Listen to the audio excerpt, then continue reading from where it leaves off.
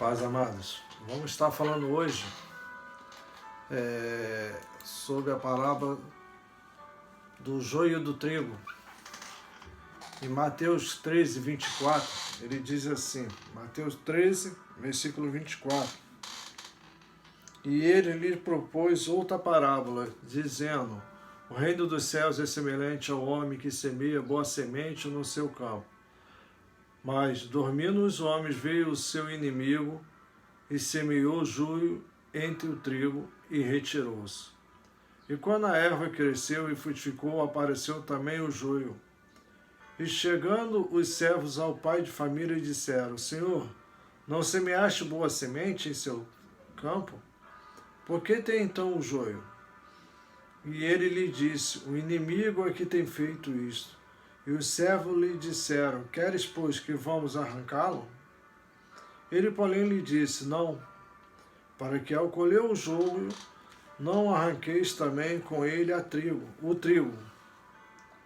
Deixai crescer ambos juntos até a ceifa.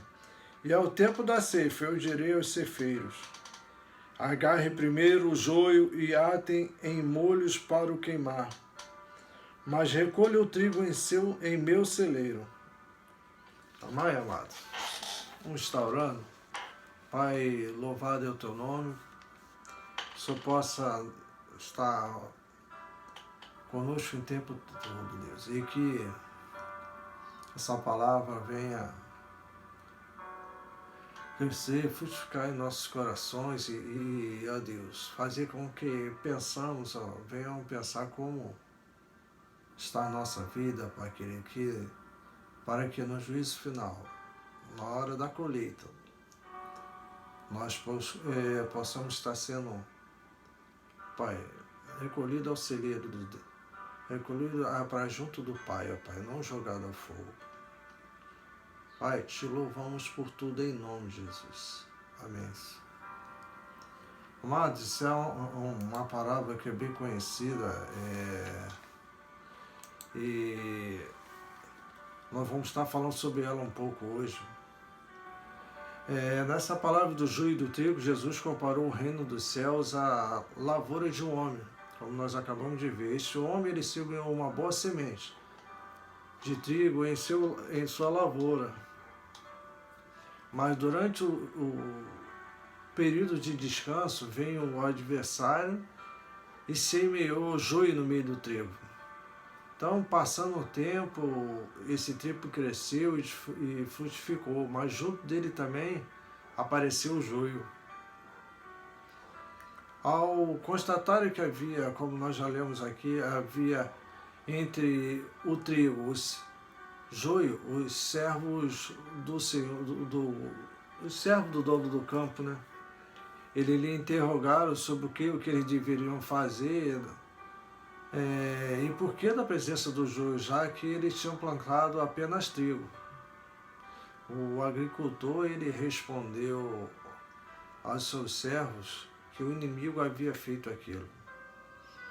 Prontamente, seus servos se disponibilizaram a arrancar o joio no meio da plantação de trigo, mas o dono do campo impediu que eles fizessem isso. Segundo ele, ao arrancar o joio, seus servos poderiam também acabar arrancando o trigo.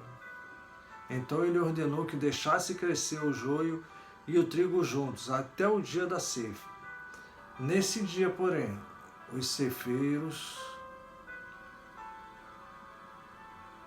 eles iriam... os ceifeiros teriam ordens para colher primeiro o joio e separá-lo para queimar, enquanto o trigo seria guardado em seu celeiro. Jesus, ele pronunciou essa palavra de joio e de trigo num determinado dia em que ele saiu de uma casa e se assentou à beira do mar da Galileia. Naquele dia, uma grande multidão, ele se reunia por perto dele, então ele subiu no barco enquanto a multidão ficou em pé na praia, escutando seus ensinamentos. Isso tudo nós podemos ver na Bíblia, tá, queridos? Naquele mesmo dia, Jesus pronunciou uma série de pelo menos 7 palavras. Você pode continuar lendo aí, pega lá do início, você vai ver uma sequência de palavras. sobre o reino do céu. Primeiro ele contou 4 palavras diante de toda a multidão. 4 delas foram para toda a multidão. A palavra do semeador, a do joio, o do grão de mostarda e do fermento. Está a partir de Mateus 13, versículo 1. Já as 3 últimas parábolas elas foram contadas exclusivamente aos seus discípulos. O tesouro escondido, a pérola de grande valor e a rede. Provavelmente a parábola essa de joio do trigo, ela foi contada na sequência da parábola do semeador. As 2 palavras elas possuem certas semelhanças. Elas utilizam como pano de fundo na agricultura. E igualmente falam de um semeador, uma lavoura e de sementes sendo plantadas. Ao mesmo tempo, elas também possuem diferenças significativas. Na parábola do semeador, só há um tipo de semente sendo semeada e que é a boa semente.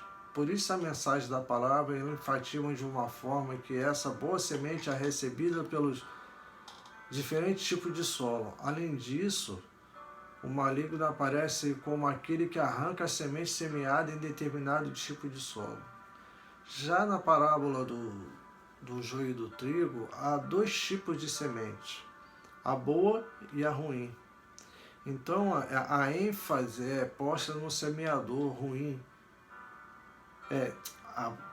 A ênfase é posta no semeador, sobretudo na forma com que ele trata a realidade de haver semente ruim plantada junto à semente boa. Por último, o inimigo ele aparece como sendo responsável em plantar a semente ruim. Existem muitas passagens bíblicas que aplicam essas metáforas da agricultura. Por isso, isso era algo muito presente na vida das pessoas daquela época, por isso que eles eram muito usados.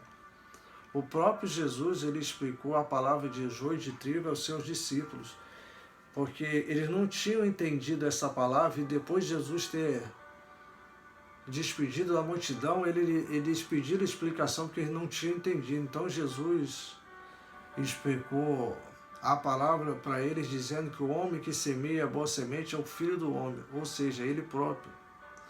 O campo na parábola serve como representação do mundo. A boa semente de trigo ela representa os filhos do reino, enquanto que o joio representa os filhos do maligno, filhos do diabo. Consequentemente, o inimigo que semeou o joio é o diabo. Por último, a ceifa ela representa a consumação do século, e os ceifeiros são os anjos. Isso ele está falando da vinda, quando ele vier para buscar a sua igreja. É isso que ele está falando, que nessa hora os anjos irão separar o joio do trigo. Os anjos a serviço do Senhor, no dia final, como ceifeiro, tirarão de todo reino, todo joio, ou seja, tudo que foi semeado pelo diabo. Isto é, os ímpios, aqueles que praticam o mal, e são motivos de tropeço. Eles serão lançados na fornalha ardente, onde haverá choro, ranger de dente. Por outro lado, a boa semente, isto é, os justos, nós, naquele dia que permanecemos fiel, aquele que permanecer fiel à palavra a Cristo, brilharão como o sol no reino de Deus. Está lá em Mateus 13, de 36 a 43. Amada, a diferença entre joio e o trigo é que o objetivo de Jesus em expressar as ideias de semelhança é constatar, é o contraste. É perfeitamente alcançado no uso das 2 sementes. O joio da qual Jesus fala nessa palavra, ela trata-se de uma erva terrível. Essa erva, ela é uma praga relativamente comum em muitas das lavouras de trigo, se os irmãos pesquisarem aí. Em seus primeiros estágios, logo que começa, enquanto ainda ela está em folha, ela se assemelha muito ao trigo. perdão, amado, ela é muito parecida com o trigo, mas a semente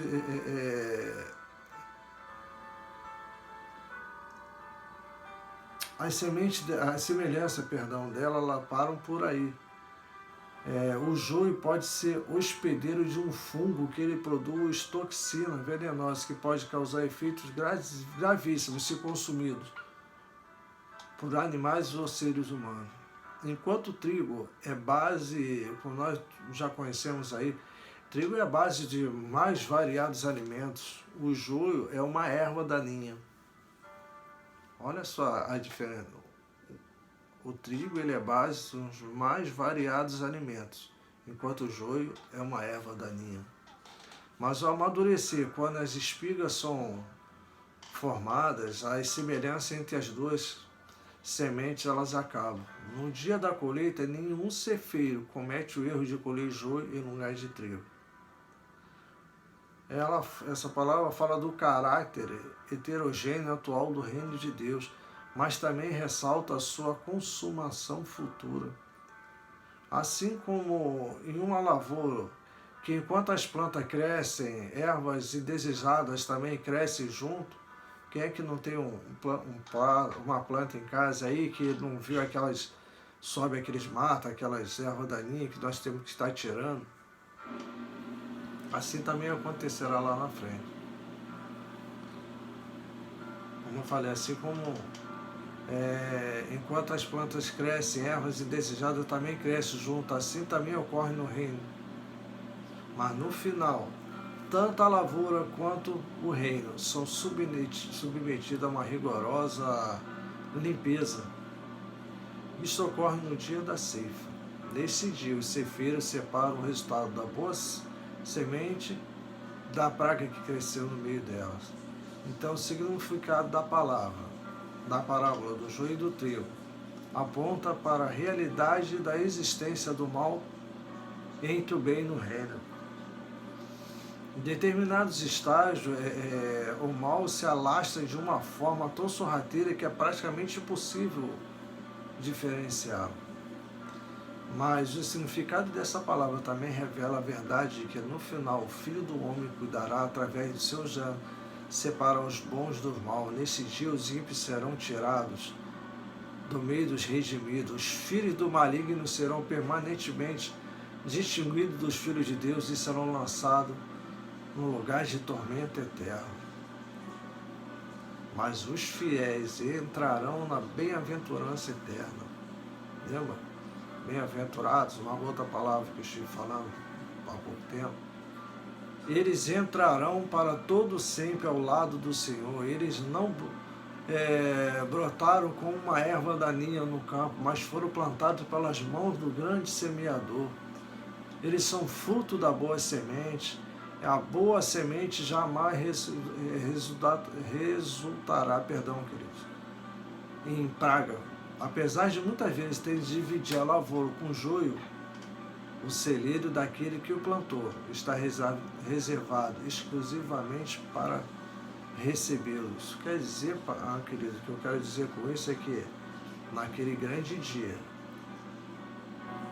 Deus tem preparado o celeiro que é o céu, onde nós vamos morar. Deus tem preparado para que um dia Ele venha nos colher, nos resgatar. Ele vai nos levar para o melhor lugar, enquanto aqueles que são a erva daninha, aqueles que se dizem fiéis, que dizem estar pregando a palavra de Deus, mas não é isso que como na verdade é um lobo em pele de cordeiro. Esses serão jogados junto com o diabo lá no fogo eterno. E Jesus ele conclui essas palavras com as conhecidas palavras: aquele que tem ouvido, então ouça. Certamente a palavra do joio e do trigo, através de seu significado central, nos ensina valiosas lições e devemos estar atentos a ouvi-los. A principal lição é que devemos tomar da palavra do joio e do trigo. Ela diz a respeito da paciência. A ordem para deixar que o joio cresça no meio do trigo fala exatamente disso. Mas ao contrário do que algumas pessoas pensam, Esta não é uma ordem para que o pecado seja tolerado, querido. Muitos estão ali na igreja, quando eu falo na igreja, no modo geral, tá? Não só na nossa igreja. Quando eu falo no reino. Muitos estão ali falando que estão pregando a palavra de Deus, que estão vivendo, e nós temos visto que eles estão vivendo o pecado, que é uma coisa mentirosa, mas não podemos jogar fora.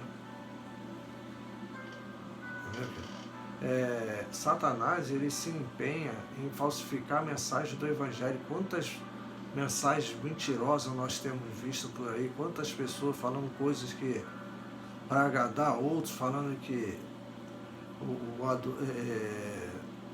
o adultério não tem problema, que o homossexualismo não tem problema, entre outras coisas, querido. Como eu falei, Satanás se empenha em falsificar essas mensagens do Evangelho, de modo que seus representantes eles se misturam no meio do verdadeiro povo de Deus. É interessante notar que o joio ele não foi semeado numa lavoura vizinha. O joio do trigo foi semeado por Satanás no meio da igreja. Há muito, o Satanás ele queria nos tirar da igreja. Hoje ele não quer tirar da igreja, ele quer que você permaneça ali, mas que permaneça totalmente frio, que aquele se torne só religiosidade, que você vai lá como você vai no clube, só para cumprir aquele dia, aquele costume de ter que estar naquele local. O joio e o trigo, eles se misturam e se tornam muitas vezes o joio. Eles se misturam e se tornam muitas vezes imperceptíveis e buscam entrelaçar suas raízes com o intuito de fazer com que os verdadeiros crentes tropecem por engano. Não se deixe ser enganado. Então, nós não venhamos a nos permitir ser enganados. Portanto, aqueles que professam o falso evangelho se parecem com trigo, mas na realidade são ervas daninhas. Eles jamais poderão ser genuínos embaixadores do reino de Deus, pois são agentes de Satanás. Por mais que o joio cresça no meio do trigo, esta aparente união não será definitiva. Como foi dito, o joio cresce na mesma lavoura do trigo, como nós já falamos, na mesma terra. Ele recebe os mesmos nutrientes, o mesmo adubo e é regado pela mesma água, mas um carrega em si a vida, enquanto o outro carrega em si a morte. Por ocasião do juízo, os filhos de Deus e os filhos do diabo, eles serão permanentemente separados. No dia do juízo final, toda a impureza será arrancada do reino de Deus. Tudo aquilo que afronta e transgride a lei de Deus será removido. A verdadeira igreja estará finalmente reunida em todo esplendor com aquele que a plantou. Estará finalmente que a plantou, ele será a nossa pedra angular. Então os redimidos viverão por toda a eternidade no universo transformado, não mais sujeito a efeitos do pecado. Mas é importante que jamais nos esqueçamos, essa separação ocorrerá somente no dia da ceita, não antes disso. Nós viemos a permanecer fiel. Todos os dias nós viemos a vigiar, para que esse jogo que o inimigo está querendo jogar no meio da nossa plantação, no meio da nossa vida, nós estejamos atentos, para que não permitir que isso venha nos afetar. Que Deus abençoe, fique na paz.